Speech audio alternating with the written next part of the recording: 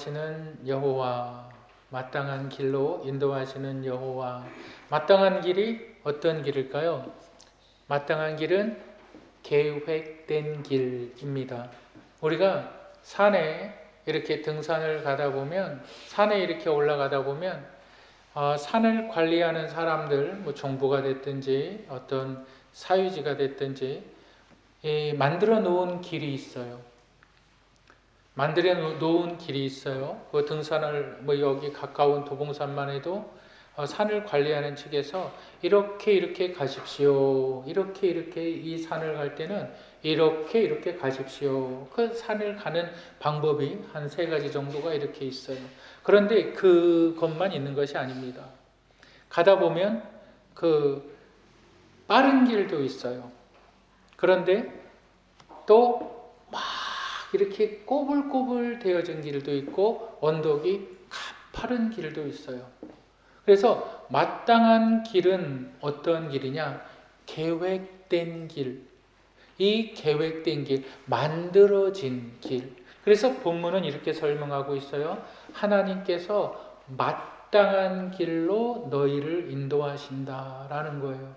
마땅한 길로 너희를 인도하신다. 여러분, 이 사실을 믿으시기를 바랍니다.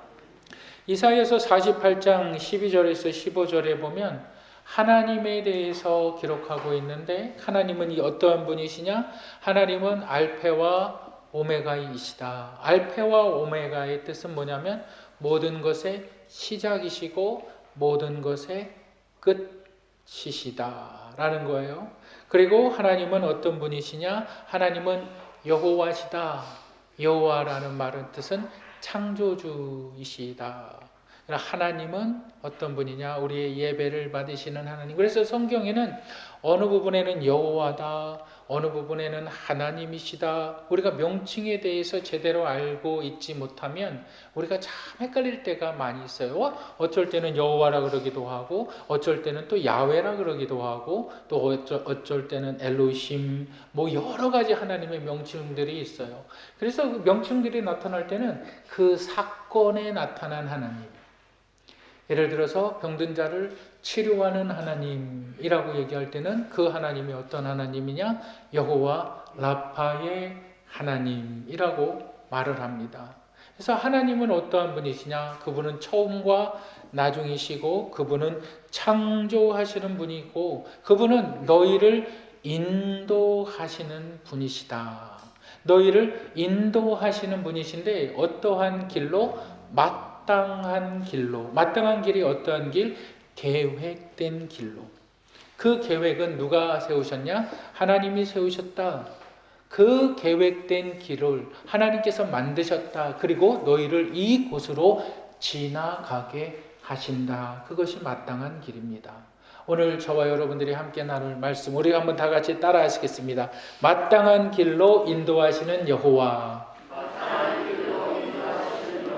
마땅한 길로 인도하시는 여호와에서 우리가 기억해야 되는 첫 번째가 있는데, 인도함에 확신을 주신다. 따라 하시겠습니다. 인도함에 확신을 주신다. 네, 우리 48장 17절 이사야 다시 한번 읽어보겠습니다. 시작.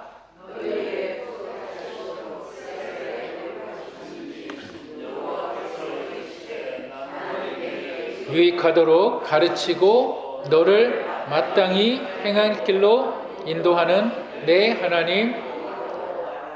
하나님을, 여호와 하나님을 설명하는데 앞에 서술되어지는 것이 있는데, 하나님은 구속자다. 구속자라는 것은 구원자다라는 뜻이에요. 여러분 한번 생각해 보세요. 하나님은 우리의 구속자가 되십니다. 그러면 하나님은 왜 우리의 구속자가 되어주시냐? 좀 더 쉽게 말씀드리면 하나님은 왜 우리를 구원하시는 하나님이시냐? 그 다음에 그 이유가 나오는데 이렇게 이야기하고 있어요. 이스라엘의 거룩하신 이 여호와께서, 하나님께서 우리를 구속하실 수밖에 없는 이유는 그분은 거룩하시기 때문에. 거룩이라는 말을 우리가 가장 쉽게 생각을 하면 공의로우시다라는 말이에요. 그러니까 공의라는 것을 우리가 쉽게 이미지화 시키면은, 여러분은 법원에 딱 가시면, 여러분 법원에 딱 가면 뭐가 있습니까? 법원에 가면 한 여인이 한 눈을 가리고 있어요. 그 눈을 가리고 있고 한 손에는 뭘 들고 있냐면 칼을 들고 있어요. 칼. 긴 칼을 들고 있고 한 손에는 뭘 들고 있을까요? 저울을 들고 있어요. 저울. 그러니까 눈을 가린 이유는 뭐냐면, 내가 이 사람, 내가 저 사람, 이 사람도 아는 사람이야, 내가 저 사람도 아는 사람이야, 알기 때문에 이 사람을 좀 더 봐줄 수가 있어, 내가 모르기 때문에 좀 더 이 사람을 징계할 수가 있어. 아예 그걸 막는 거예요.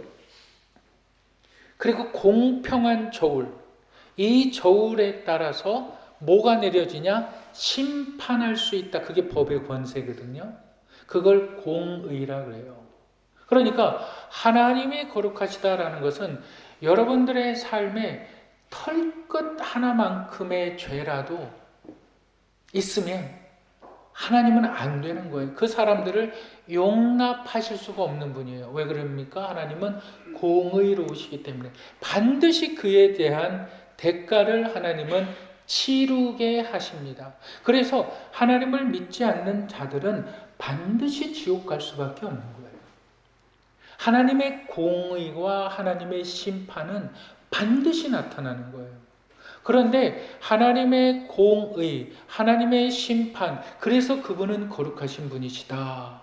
그 거룩하신 분이 우리를 바라봤을 때 우리는 거룩하지 않아요. 모든 죄가 다 묻어 있어요. 모든 죄의 행위들이 우리의 삶을 다 주장하고 있어요.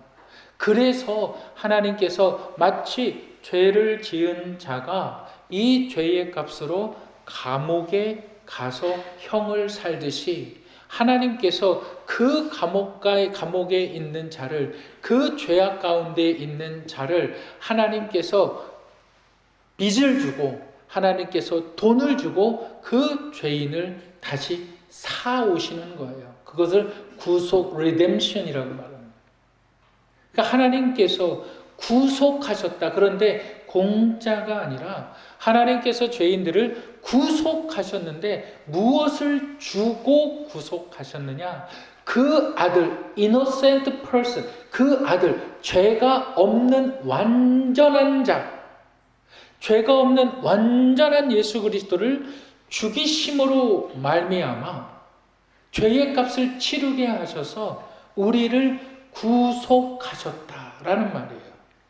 그래서 하나님은 우리의 구속자가 되시며 하나님은 거룩하신다라고 말하는 거예요. 여러분 이제 생각해 보시길 바랍니다. 어떠한 죄를 져서, 어떠한 큰 죄를 져서 감옥에 갇혀 있는 사람이 있어요. 이 사람이 나갈 수 있는 방법은 보석금을 내야 돼요. 보석금을 한 10억이나 그 정도의 보석금을 내야 돼요. 엄청난 죄를 지었다고 생각해 보세요. 이 사람의 모든 영향력을 다 동원해서 보석금을 만들어서, 누가 보석금을 만들어서, 알지도 못하는 사람을 위해서 누가 보석금을 냈다고 가정해 봅시다. 그러면 그 사람은 풀려나겠죠. 보석금을 냈으니까 풀려나겠잖아요. 풀려나잖아요. 그러면 내가 이제 감옥에서 나왔으니까 나는 행복할 거야. 내 인생은 잘 될 거야. 내 인생은 축복될 거야. 그럴까요? 감옥에서 나왔어도 똑같이 모든 사람들이 느끼는 행복과 괴로움과 근심과 걱정 속에서 살아가는 거예요. 내가 감옥에서 나왔으니까 이제 일을 구해야 되고, 내가 밥을 먹어야 되고, 내가 누울 곳이 있어야 되고, 내가 쉴 곳이 있어야 되고, 내가 입을 것이 있어야 되고, 모든 사람들이 갖는 그 걱정을 내가 감옥에서는 풀려났지만 이제는 모든 사람들이 느끼는 그 고민들을 느껴요, 안 느껴요? 같이 고민하게 되는 것입니다. 그때 하나님께서 이렇게 말하는 거예요. 내가 너를 구원하여 주었으니까, 내가 너를 구원하여 주었으니까 이제 너는 너 마음대로 이제 열심히 한번 살아가 봐. 이제 너는 죄지지 말고 너 열심히 살아가 봐. 이렇게 말씀하시는 것이 아니라, 내가 너를 구원하여 주었으니까 내가 이제 네가 가야 될 길들을 이끌어 줄게 라는 말입니다. 내가 너를 구원하였으니까 너는 이제 구원받고서 네 인생 끝난 것이 아니고 이제 네 멋대로 살아가라 이 말이 아니라, 내가 너를 구원하였으니까 이제 내가 너의 걸음걸음을 인도해 줄게. 지금 그 말씀을 하시는 거예요. 그래서 우리가 하나님께서 우리를 마땅한 길로 인도하실 때에 우리가 기억해야 되는 것은 뭐냐면, 하나님께서 우리의 걸음걸음을 인도하신다는 확신을 가져야만 합니다. 그 확신은 세 가지로 나타날 수가 있어요. 우리가 하나님께서 어떻게 나의 걸음걸음을 인도하시는가, 우리가 첫 번째로 기억해야 되는 것은 뭐냐면, 잠언 9장 10절에 이렇게 기록하고 있어요. 여호와를 경외하는 것이 지혜의 근본이요 거룩한 자를 아는 것이 명철이니라.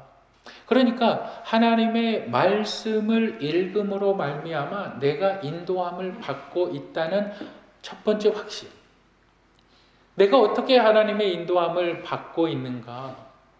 하나님의 말씀을 읽고 말씀을 묵상함으로 내가 하나님의 인도함을 받고 있다라는 확신을 가져야 됩니다. 두 번째로 우리가 하나님의 인도함을 어떻게 받고 있는가, 로마서 5장 3절부터 4절은 이렇게 이야기하고 있어요. 우리가 환난 중에도 즐거워하나니 이는 환난은 인내를, 인내는 연단을, 연단은 소망을 이루는 줄 알미로라. 하나님께서 우리의 삶을 이끌어 가시는데, 인도해 가시는데 무엇을 통해서? 고난이라는 것을 통해서 이끌어 가신다. 우리가 이렇게 생각할 때가 있어요. 우리 성도님들 중에, 나는 정말 주일날 예배도 잘 드리고, 나는 정말 신앙생활도 잘하고 기도생활도 잘하고 순종도 잘하고 하나님의 말씀에 따라 살려고 참 노력하고 있는데 왜 나에게 이러한 어려움이 생기는가? 왜 나에게 이러한 질병이 생기는가?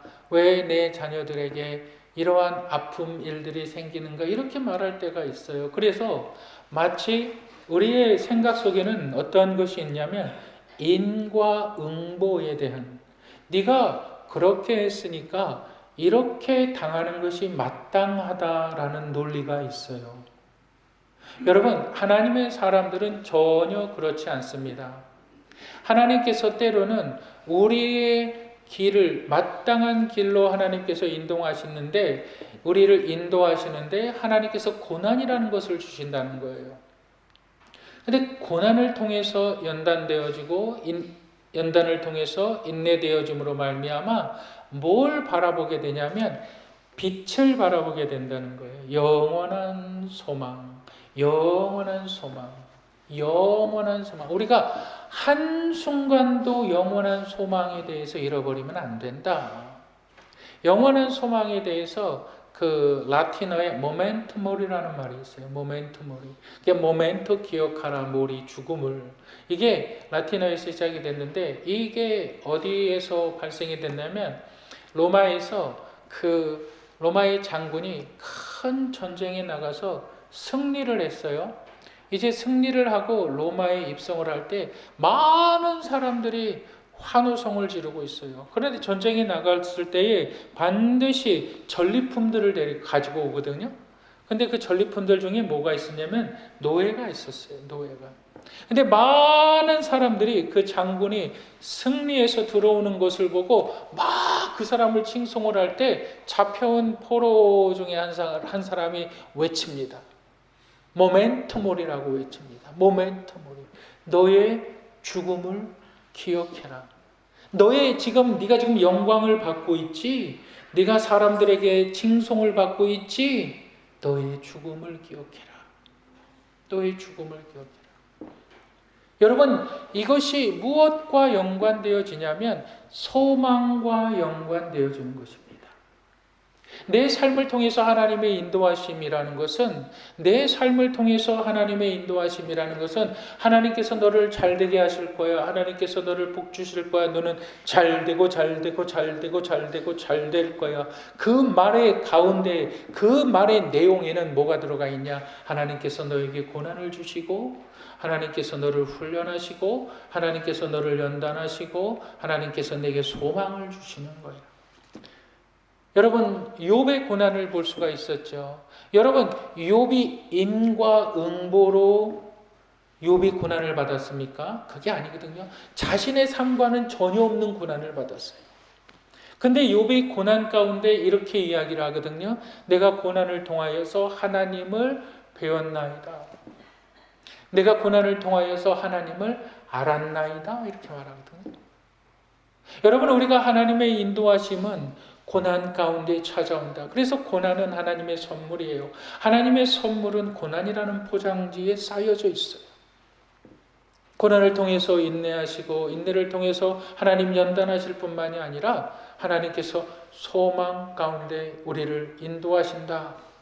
여러분, 세 번째로 하나님, 마땅히 우리를 인도하시는 하나님은 사람을 통해서 우리의 걸음을 인도하십니다. 어떻게 해요? 여러분, 출애굽기 18장에 보면 이스라엘 백성들을 재판하는 모세의 이야기가 나와요. 모세가 이스라엘 백성들을 출애굽시킵니다.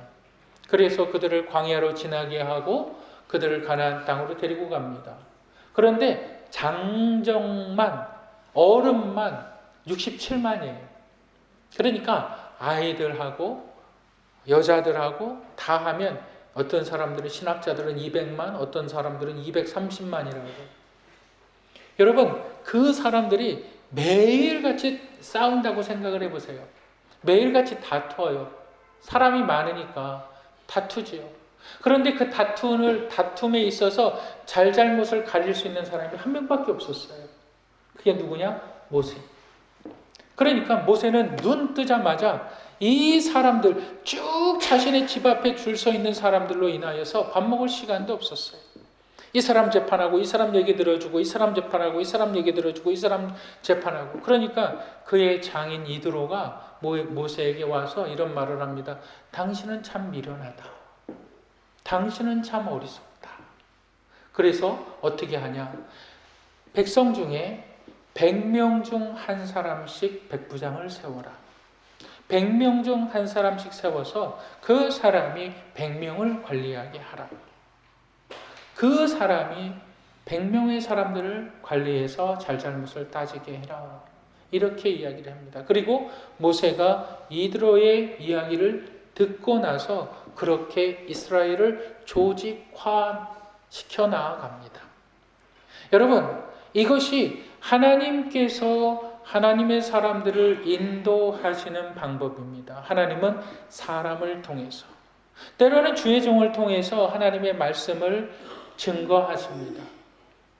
근데 그 말씀을 들어야 돼요. 하나님의 인도하심을 들어야 돼요. 마땅한 길은 어떠한 길입니까? 마땅한 길은 하나님께서 계획하신 길이에요. 마땅한 길은 어떠한 길입니까? 하나님께서 준비하신, 이미 만들어 놓으신 길이에요. 그런데 우리는 그 길을 싫어해요. 우리는 어떤 길을 가려고 합니까? 산에 올라가려고 해도 사람들이 나라에서 만들어 놓은 길이 있어요. 이 길은 이 산의 지형에 맞춰서 이 사람들이 제일 올라가기 안전한 길로 만들어 놨어요. 그런데 꼭 옆으로 빠지는 사람들이 있어요. 이 길이 더 좋은 길 같다. 이 길이 더 시간이 절약될 것 같다. 이 길이 더 안전할 것 같다. 여러분, 사람들은 정도의 길을 벗어나는 것이 본능입니다. 나에게 세금이 나왔어요. 여러분, 세금은 무조건 내야 됩니다. 세금은 무조건 내야 돼요. 어떤 이유를 달면 안 돼요. 국민의 3대 의무에 들어가잖아요. 납세의 의무. 그런데 절약하는 건 지혜입니다. 탈세하는 게 아니라 내가 세금을, 세무사를 통해서, 회계사를 통해서, 내가 법을 잘 모르니까, 세법을 잘 모르니까 이 세금을 좀 어떻게 좀 절약할 수는 없겠습니까? 그런 건 굉장히 지혜로운 거죠. 그런데 어떻게든지 세금 떼먹으려고, 세금 안 내려고, 여러분 그게 불안해서 사람 못 살아요. 거기서 불안이 찾아오는 거예요. 그런데 나에게 과도한 세금이 나왔어요. 이거 내기 힘든데, 내기 어려운데, 모르겠다. 세금이니까 내야 되겠다 하고서 딱 내요. 그런 사람에게는 마음의 평안이라는 것이 있어요. 여러분, 평안은 돈 주고 못 사는 거예요.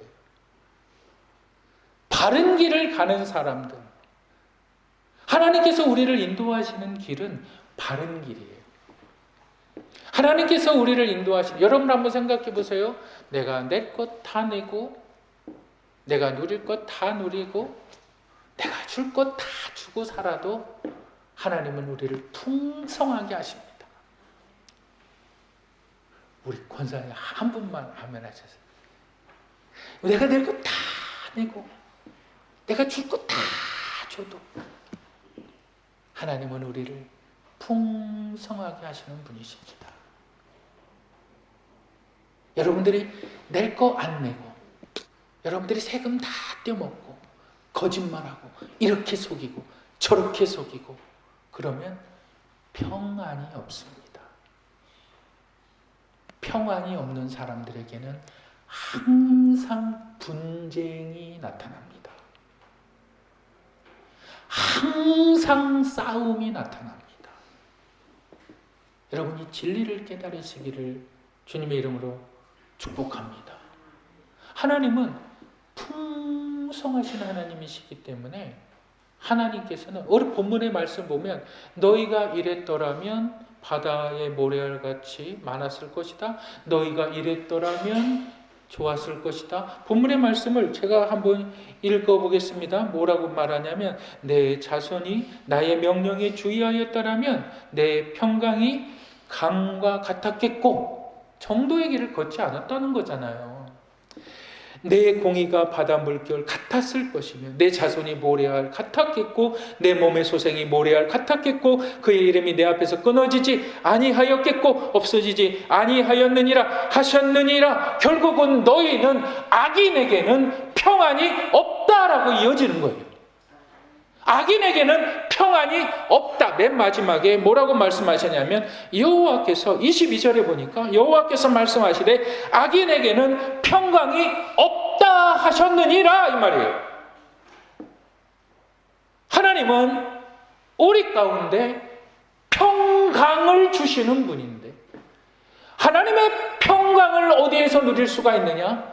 그의 마땅한 길로 인도하시는 그 여호와 하나님의 인도하심을 받을 때, 이렇게 사람 속이고 저렇게 사람 속이고 이렇게 떼어 먹어도 되고 이렇게 거짓말해도 되고, 그게 지혜로운 것 같지만 따라하시기 바랍니다. 평안이 없다. 네, 평안이 없다는 거. 여러분, 마땅한 길로 걸어가시는 분들이 되시기를 주님의 이름으로 축복합니다. 두 번째로 마땅한 길로 인도하시는 여호와에서 우리가 기억해야 되는 것, 우리 한번 따라 하시겠습니다. 자신감을 갖고 살아가자. 크게 자신감을 가지고 살아갑시다. 네, 자신감을 가지고. 하나님께서 우리를 인도하신다면 여러분 어깨를 쫙 펴세요. 여러분 누구 이렇게 걸어갈 때도 어깨를 쭉 늘어뜨리고 걸어가는 사람들이 있어요. 그 사람하고 같이 있으면 같이 힘이 빠져버려요. 그런데 이 걸어갈 때도 어깨를 쫙 펴고 걸어가는 사람들은 뭔가 자신감이 보여요. 여러분 자신감을 가지고 살아가시길 바랍니다. 여러분 본문 21절을 한번 읽어보실까요? 본문 21절 우리 다 같이 한번 읽겠습니다. 시작.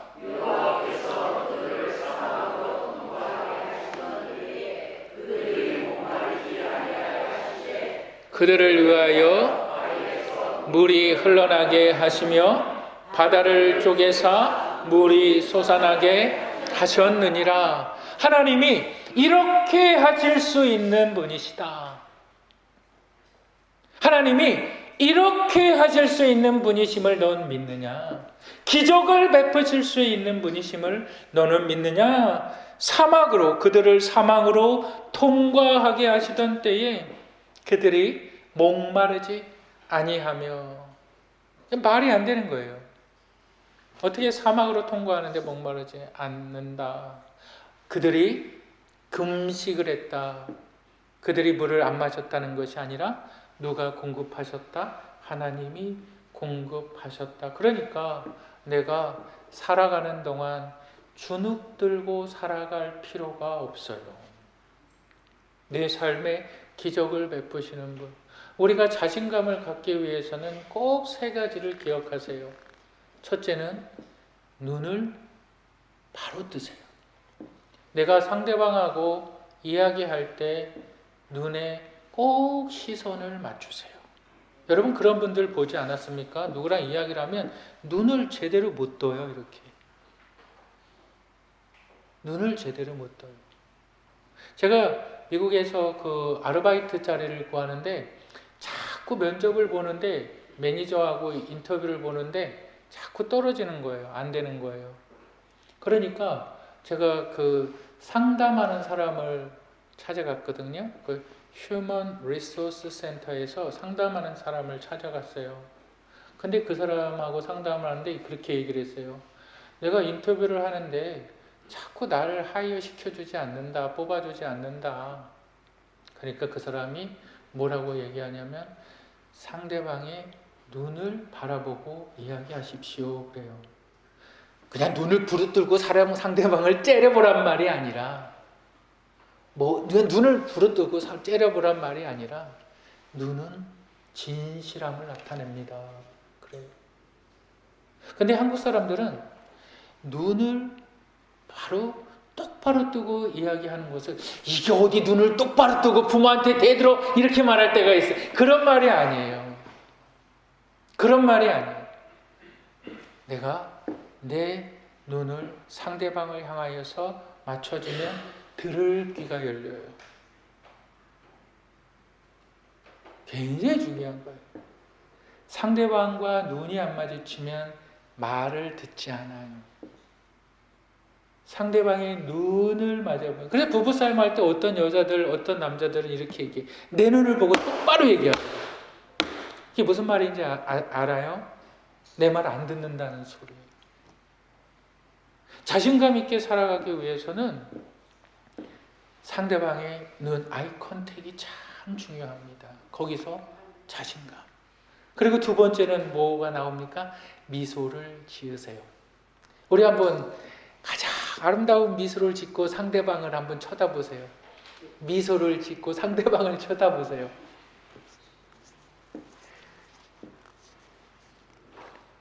정치하시는 분들이 꼭 훈련하는 것이 있어요.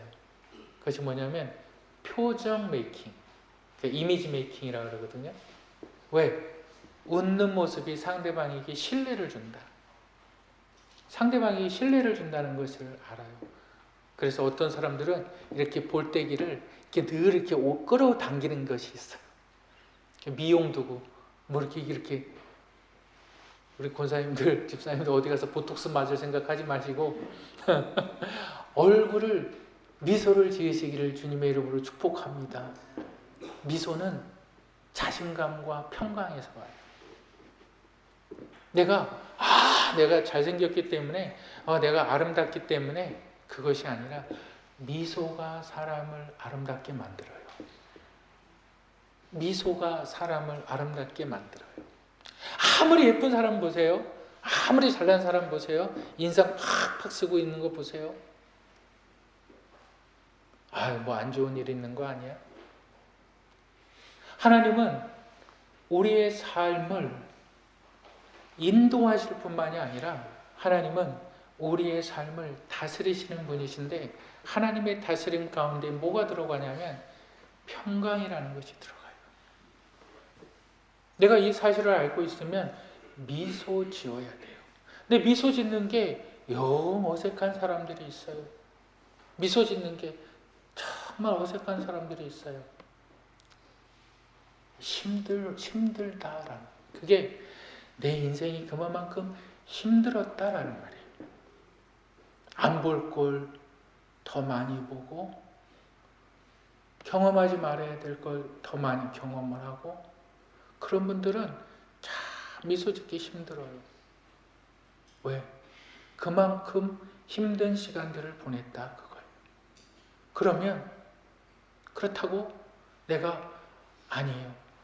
하나님께서 우리의 구속자 있잖아요. 그러면 우리는 다시 한번 미소 짓는 인생이 될 수 있다라는 사실을 여러분 믿으시기를 바랍니다. 내 삶의 자신감에서 내 삶이 정말 자신감 있게 나타나기 위해서는 바른 자세예요.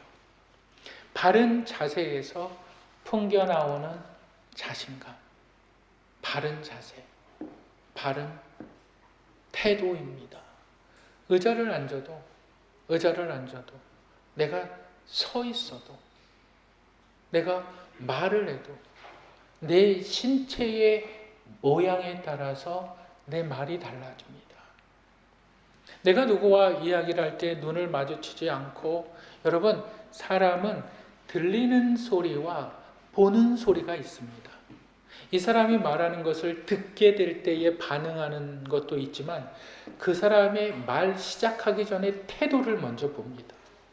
모든 사람들이 다 그래요. 태도를 먼저 봅니다. 여러분 어디 외국에 나가면 꼭 외국의 이미그레이션에서 인터뷰를 하죠. 그게 뭐냐면 여기 왜 방문합니까? 이 나라에 왜 방문합니까? 여기에 온 목적이 뭡니까?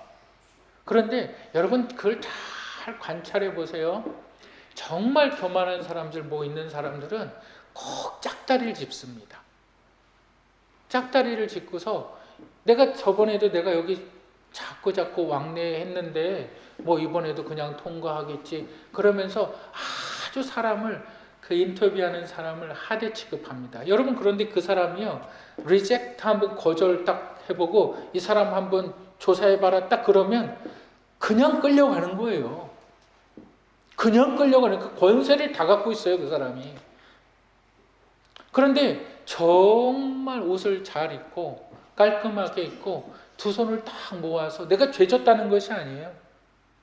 내가 뭔데 내가 죄를 졌나 이 사람 앞에? 그게 아니에요. 태도예요, 태도. 그냥 사람 앞에 딱 손을 모으고 있어요. 근데 그 사람한테 잘못한 거 없거든요. 영어로 얘기할 때는 Sir, S-I-R, Sir. 무슨 말할 때마다 선생님 꼭 그렇게 붙여요. 그리고 여자일 때는 맴이라는 말을 붙이죠. 그게 태도거든요. 그런데 거기에서 뭐가 나오냐? 자신감이 나오는 거예요. 자신감. 왜 그럴까요? 내가 바른 태도를 보이면 상대방이 나를 무시 못해요. 그런데 내가 태도가 엉성하면 상대방이 나를 무시해요. 어떻게 무시할까요? 너는 무시당해도 돼. 그걸 네가 말하고 있어.